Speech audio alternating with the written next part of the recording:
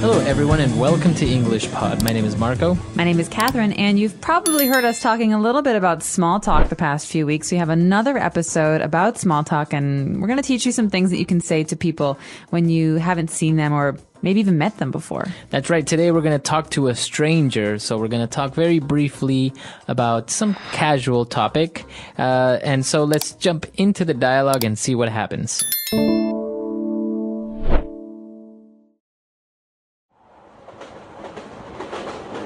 Excuse me, is this seat taken? No, please, feel free. Thanks a lot. Do you work in Shanghai? Yes, I do. How about you? No, I'm a tourist. This place is amazing. It's much bigger than I imagined and much more exciting. There's so much to see here. You can say that again. It's much more modern than people imagine. Where are you from? Well, let's see. I'm from Kansas originally, a much quieter and more peaceful place than here, that's for sure. Uh-huh. But I'm living in Paris right now. Oh, Paris. Wonderful. I'd love to visit sometime. All right, we're back. So now we're going to take a look at a lot of phrases on this occasion. So let's go for Fluency Builder Part 1. Fluency Builder. All right, so the first phrase we have is a very common phrase if you're in a train or on a bus. You hear the phrase, is this seat taken? Right, so Michelle came up to the stranger and said, "Excuse me, is this seat taken?" That means, is anybody sitting here? It basically means, can I sit here? Right. But this is a very polite way of asking if you can sit down in the seat. You can also say it in a restaurant, at a movie theater, in a classroom. So remember this one. This was a really, really common phrase. So it's a very polite way of saying, can I sit down, right? That's right. You're asking for permission, basically. Is the seat taken? Because what if a person says, well, no, it's not? Do you have to say, may I sit down? May I take a seat? Well, if they say, I'm sorry, someone is sitting here, that means that maybe they're waiting for a friend, and then no, you can't sit there. Okay. But if they say, sure, like in the dialogue, feel free, then you're really basically able to sit down, no problem. Right. So the stranger answers by saying, no, please feel free. So he says, no, the seat is not taken. Please feel free. What does he say? What does he mean by this? Okay, feel free is a very unusual phrase in English, but one that you're going to hear a lot. It basically means do what you want to do. Okay. Okay, so if I want to sit down, I say, is this seat taken? If you say feel free, Marco, that means feel free to sit down. Okay, so we can complete the sentence by saying, no, please feel free to sit down, but it's kind of stating the obvious. You're saying basically feel free to do what you want. That's right, but you could use it in other ways. For example, hey, Marco, are you using this pen right here? No, feel free. That means feel free to use my pen. Okay, very good. And so then they started talking about what they do, where they work. And Michelle said, yes, I work in Shanghai. How about you? Oh, how about you? Now, this is a really important construction. This is a really important phrase in English, and I think a lot of people make mistakes with this. So how about you means, do you work in Shanghai? I just said I work in Shanghai, but how about you? Do you? Right, exactly. So that's saying, and you, do you work here? Or, and you, what do you do? How about you?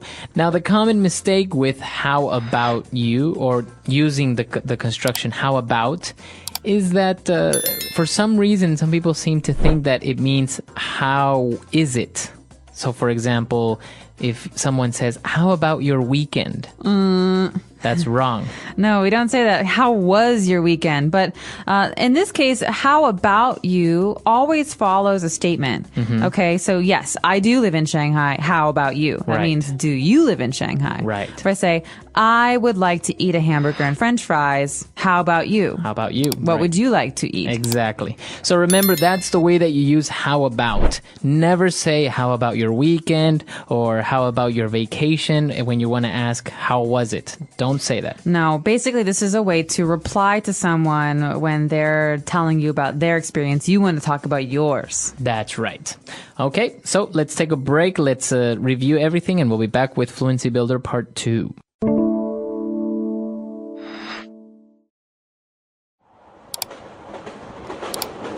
Excuse me, is this seat taken? No, please, feel free. Thanks a lot. Do you work in Shanghai? Yes, I do. How about you? No, I'm a tourist. This place is amazing. It's much bigger than I imagined and much more exciting. There's so much to see here. You can say that again. It's much more modern than people imagine. Where are you from? Well, let's see. I'm from Kansas originally, a much quieter and more peaceful place than here, that's for sure. Uh-huh. But I'm living in Paris right now. Oh, Paris. Wonderful. I'd love to visit sometime. All right, we're back. So now let's continue with some more phrases on Fluency Builder. Okay, this first phrase is one that I really like to use. The phrase is from Michelle. She says, you can say that again. But she's talking about how Shanghai is so big and so exciting. And Michelle says, you can say that again. Now, what does this mean, Marco? That's right. So she is basically agreeing with the person. The stranger says, Shanghai is amazing. It's great. There's so much to see. Michelle says, you can say that again. It's saying, I agree with you. You are so right. I really agree. All right, so this is very emphatic. That means that it's really, it's more than just I agree. It's I really, really agree. The person really feels something about this, feels passionately about it. That's right. So if you go to the movies and you say, oh, that movie was terrible, you can say, you can say that again. Exactly. That means, oh, I agree. It was really bad. That's right. Now, when Michelle asked the stranger where he was from, he says, I'm from Kansas originally. Okay, what's originally? I'm original? No. I'm from Kansas originally means maybe I don't live in Kansas now, but that's where I come from. Origin, originally. That means, at the beginning. Right. So just remember, Kansas, by the way, is one of the states in the United States.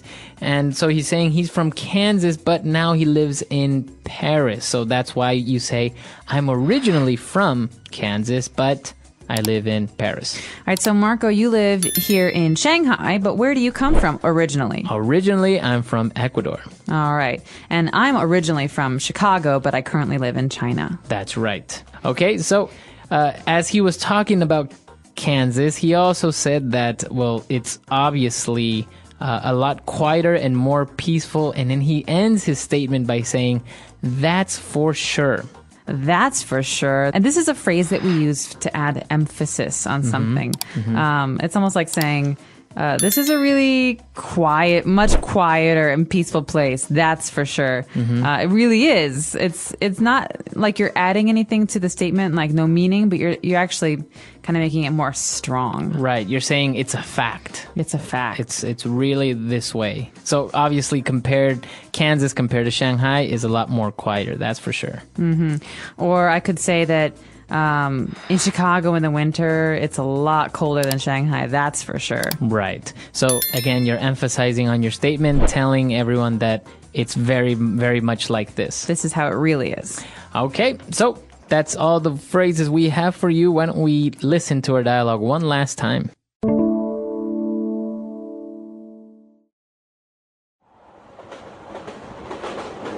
Excuse me, is this seat taken? No, please, feel free. Thanks a lot. Do you work in Shanghai? Yes, I do. How about you? No, I'm a tourist. This place is amazing. It's much bigger than I imagined and much more exciting. There's so much to see here. You can say that again. It's much more modern than people imagine. Where are you from? Well, let's see. I'm from Kansas originally, a much quieter and more peaceful place than here, that's for sure. Uh-huh. But I'm living in Paris right now. Oh, Paris. Wonderful. I'd love to visit sometime. All right, so small talk with a stranger. This is actually a very common scenario. If in a bus, in a train, you sit next to a stranger, this is more or less what you're going to talk about. Where are you from? What do you do? Where do you live?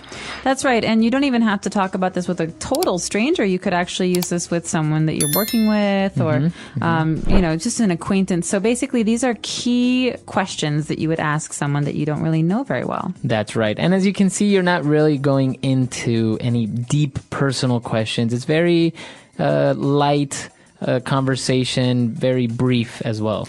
That's right. And I would like to add that in American culture, people often think it's very rude to ask someone, how much do you earn? how much is your apartment, how much is your car. So, in small talk in American culture, and I think a lot of Western cultures, we don't talk about money or religion. Yes, So what yes. religion are you? So I think it's important to talk about things that are very, very simple. What do you do for a living? Where do you live?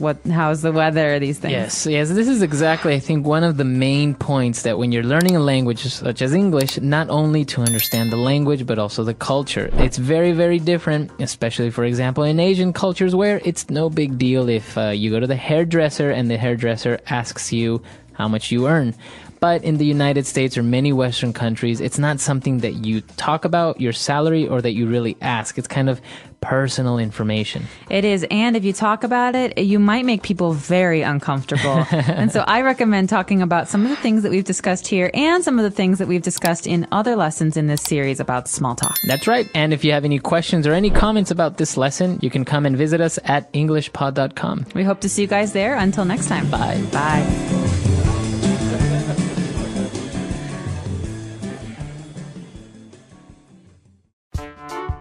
The English Pod Audio Review. Listen to the meaning, then say the vocabulary word.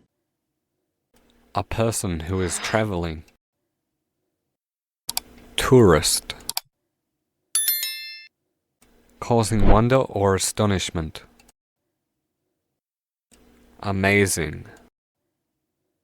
High-tech. Modern. Originally. Originally. Calm or tranquil.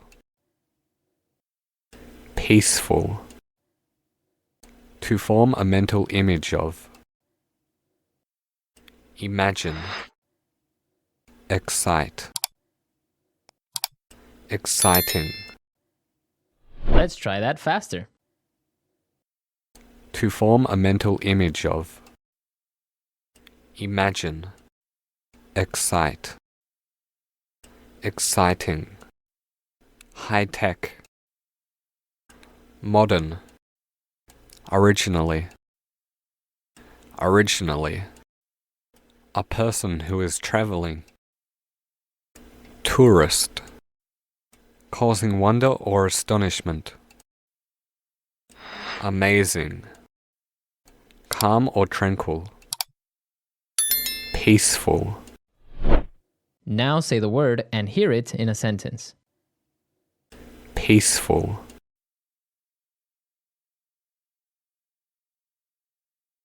This town is really peaceful. I wish I could live here. Peaceful. I love it when my cat is nice and peaceful. Peaceful.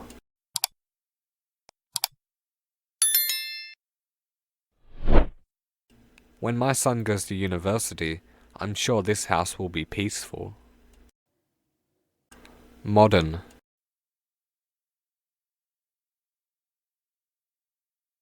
This building is very modern. There is even a wave pool. Modern.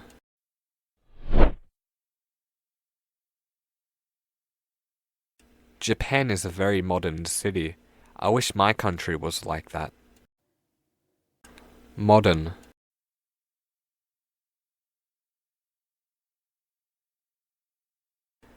I don't like modern architecture. It feels very cold and unwelcoming. Tourist.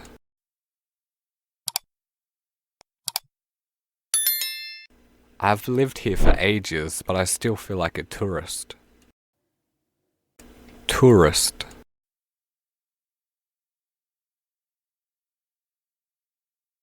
I think having a map and being curious is what a tourist needs. Tourist.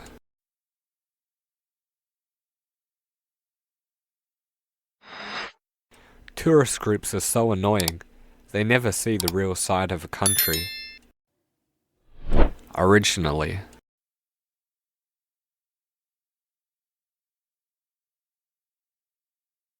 Originally, we were going to go to America, but instead we went to Jamaica. Originally.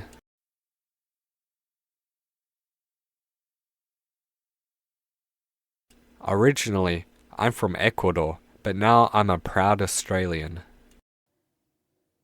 Originally.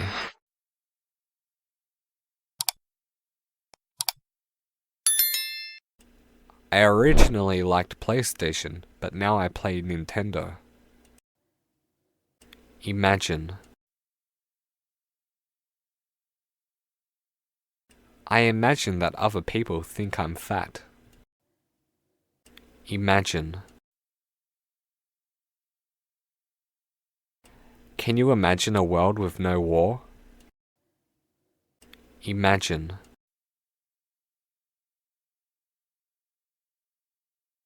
Who could have imagined that Obama would become president?